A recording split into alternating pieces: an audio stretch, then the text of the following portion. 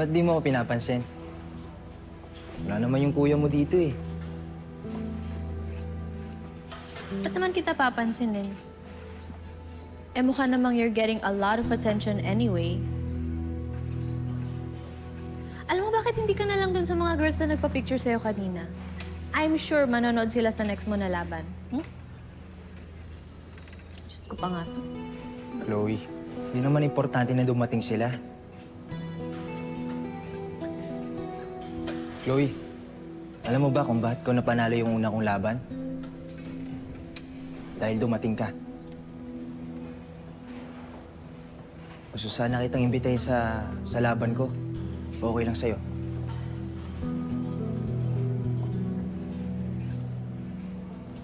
Hindi ako manonood. Bakit? Basta. O nga naman, Chloe.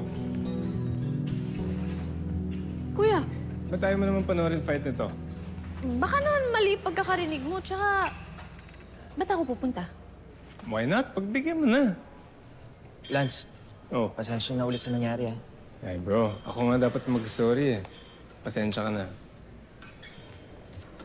Madumi yung kamay ko eh. Ay sus, pasensya ka na. Sorry na.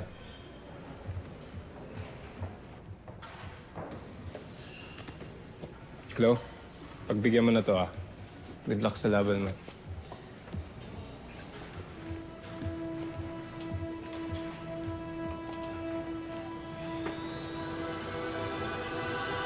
Sa training? Ayan. Laban ka eh. Ivan, Oh, bro. ito. Tignan mo na sa loob.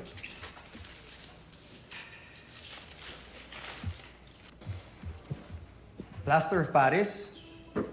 Para saan to? Yan ang gagamitin mo sa laban niyo ni Makmak.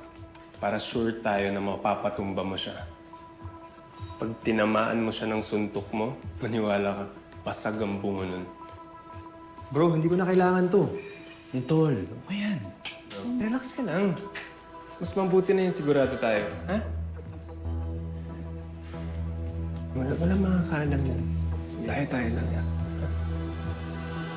O bakit? Problema mo? Ah, hindi, wala. Nasobrahan yata akong kain, si CR lang ako.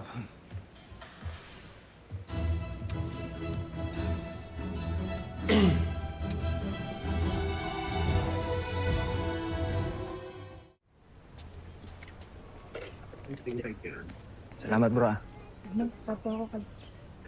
Chloe. Ah, kain ka. Cute. Salamat ah. Sumama ka sa akin.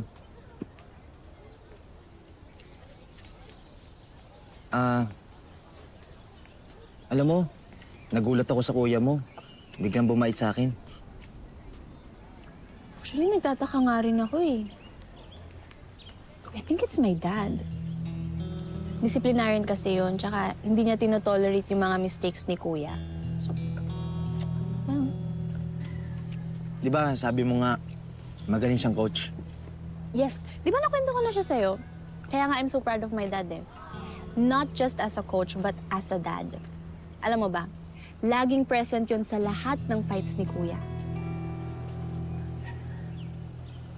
Eh, ikaw ba? Pupunta ba yung buong pamilya mo sa laban mo? Si Lola siguro, pati mga kaibigan ko. Si nanay naman hindi, kasi nasa Australia siya. Tsaka ayaw niya nung nagbaboxing ako. Eh, yung tatay mo? Yung tatay ko, hindi ko alam kung nasan siya eh, pero bata pa lang ako, iniwan niya na kami ni nanay.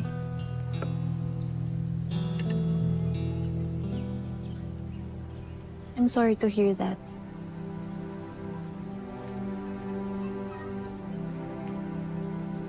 Now I know kung bakit magkaibigan tayo. Dahil nakukyutan ka sa akin. Sira. Hindi. Kasi, well, kasi parehong may nang iwan sa atin. Sa akin, yung mami ko, sa'yo, yung tatay mo. So,